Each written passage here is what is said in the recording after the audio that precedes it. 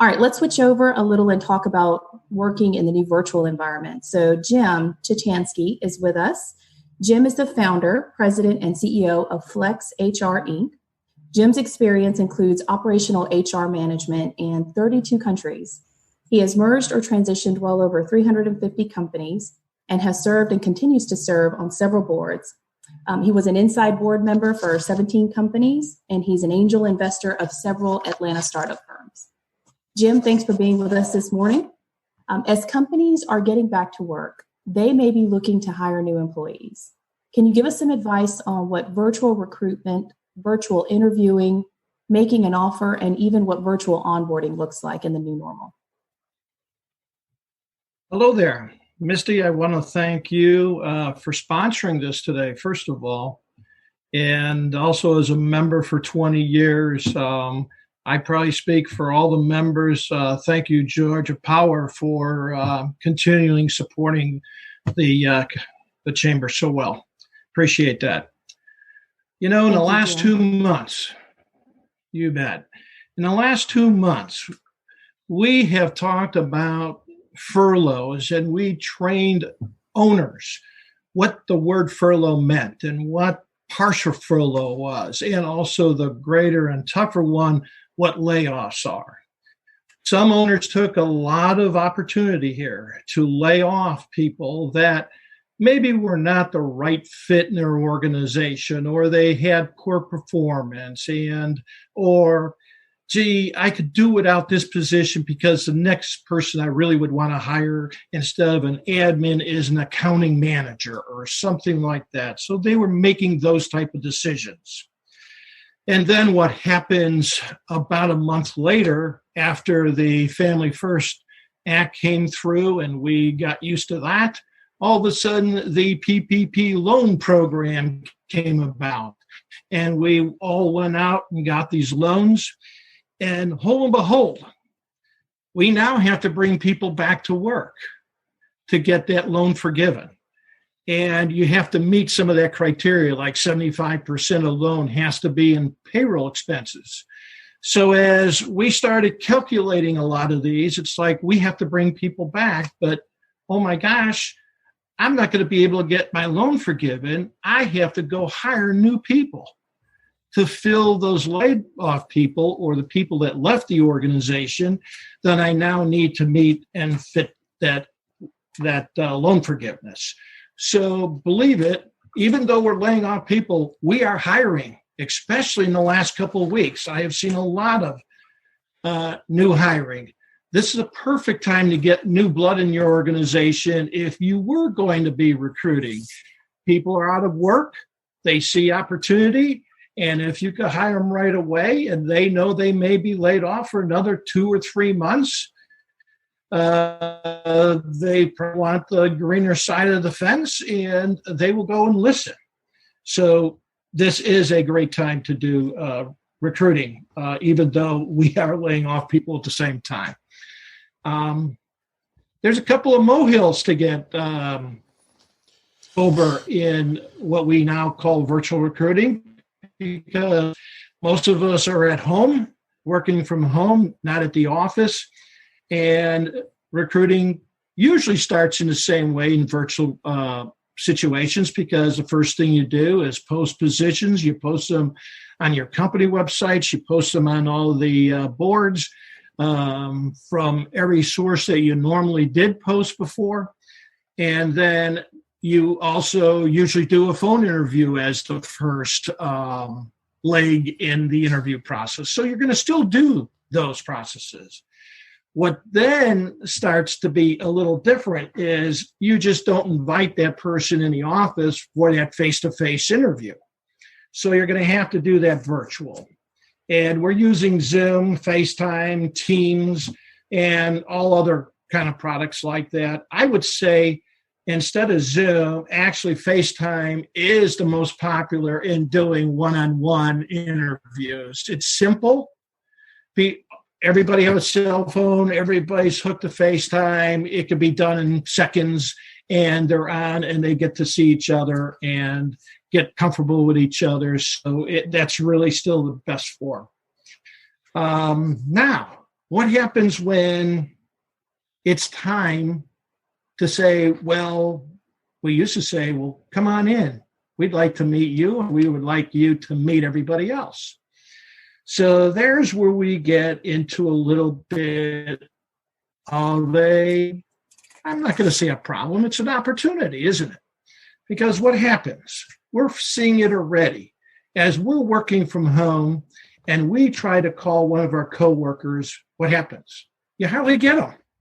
They're on the phone talking. So now you have to leave messages, emails, chats, whatever type of product you're using to talk to your coworkers. And then by the time they get back to you, by the time you get back to the candidate, we're talking possibly several days, at least several hours. And I know when you have a hot candidate, you want to pursue them. And then what happens? You need 3 or 4 people to interview this person. Number one, why are you doing that? You do it when you bring the person in. You still want to do it when you're virtually doing it. And the reasons are that don't think of it only as you are interviewing that individual, and if I want them, I have them. You got to remember, this is a mutual engagement. That candidate wants to come work for you and your company as well. And there's where I'm seeing a little bit of a loss in communication. So you're going to have to work a little harder at informing your coworkers that are going to do these single interviews with that candidate. Give them tasks and responsibilities as to how you talk up the company and communicate how the company runs. What is the culture of the company? I have seen some situations where we get on a webinar and we share our screens and we show them some products that we use in that company and other forms and documents that you would normally just show people in a face-to-face interview. So that's another good device to use in this virtual communications area with the candidates. You know, that employee, that candidate, should I say, has to feel good about that company. They're not walking into the office and seeing the lobby and seeing the work areas of the people. So another thing we're doing is doing some videos of inside the building. And you want to capture the fun spots too, like the break areas. If you give free snacks or soda or coffee to the employees, make sure you video that kind of stuff so that that candidate could see some of that reality that they can't see when they're on site. Now, I'm talking about doing all of this off a site, but as we start moving back to work, this is probably a good opportunity to have 1 or 2 of your employees come into the office to actually do a face-to-face interview if you're all local, because you could make sure you treat the social distancing, pick a really good conference room that's good size, that you could sit across the table, that you're at least probably not only 6, but maybe 10 feet away from each other, and then do the comfortable things to the candidate as soon as they walk in. Let's be mindful of social distancing. I'm not going to shake your hand, which I would normally do, but welcome to XYZ company.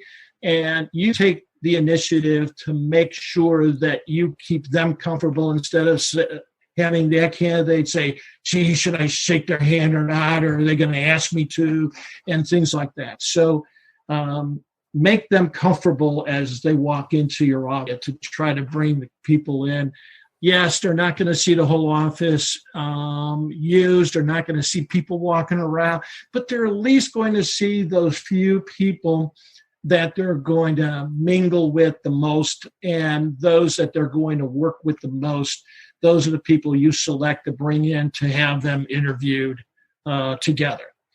So those are some ideas about that, how to do virtual interviewing. And then the offer, I don't think we changed too much, because I would say 9 out of 10 times we call the candidate anyway and say, we would like to offer you a job. You have the offer letter prepared. You get a little verbal saying, yes, I'm willing, I like the opportunity, and I like the offer. Okay, we're going to send you the offer letter now. Please sign it, send it back to us. There's where we get a little more into the virtual world of saying, are you set up electronically to onboard people? My outsourcing division in my firm, we've been virtual onboarding people for 20 years. In all 50 states. So it's nothing new. It might be new to some of the larger companies that, on day one, you come in, your orientation, you fill out all your paperwork. Well, okay, so that doesn't exist today. We need to do little different things. If you do background checks, if you do blood tests, so those could be done very virtual today. Most systems could be sent to the employee's cell phone. They could sign the consent right on the cell phone, and they don't even need a computer to do that. So if they're stuck at home and their company computer is at the office and their kids are online training and school and all that at home, excuse me, then you just use your phone and accept that. Same thing with offer letters today. Electronic signature type of electronics are available. That technology is easy. It's very economical if you don't have it. So they can go sign those forms and get them into you really quick. So people are used to it, but here is the one thing in virtual onboarding that I want you to remember. And that is, don't act too much like a machine, like somebody that can't talk to somebody. Don't make it that virtual. If you send them a packet of information to sign via email or an electronic link, call them up. Say, welcome. I just sent you this link. Let me go through what you're going to experience. You're going to go through these forms, that form, that form. Let me go through some of your benefits, da-da-da-da-da. So do that communication. Make them feel good. Don't let them think that, well, I didn't see anybody. I saw one or two people via video. I haven't seen the office. Now I got this offer. Now I got to fill out all this paperwork. I'm not talking to anybody. I'm not getting a warm and fuzzy. They may pull away from the job offer. So, as I think we call it in the recruiting industry, keep them warm. Make them excited about coming. You have to show that excitement as well, and you have to do it by a phone call, not just an email. Make them feel warm. And as you onboard the person, one of the things that is very, very tough to do in the virtual world of starting people, and I've had a lot of clients that started people, and it's like, oh, by the way, you're going to have to work from home probably for the first month or two. And here's a new employee sitting at home, and like, now what do I do? So you're going to need to plan in that onboarding experience for that new candidate that's becoming an employee, how you're going to manage them at home. Here is your day one look. We are then going to do this type of training. We're going to get you this equipment via mail, or we're going to have you stop by the office, pick up this package of your tools, and then you go work from home.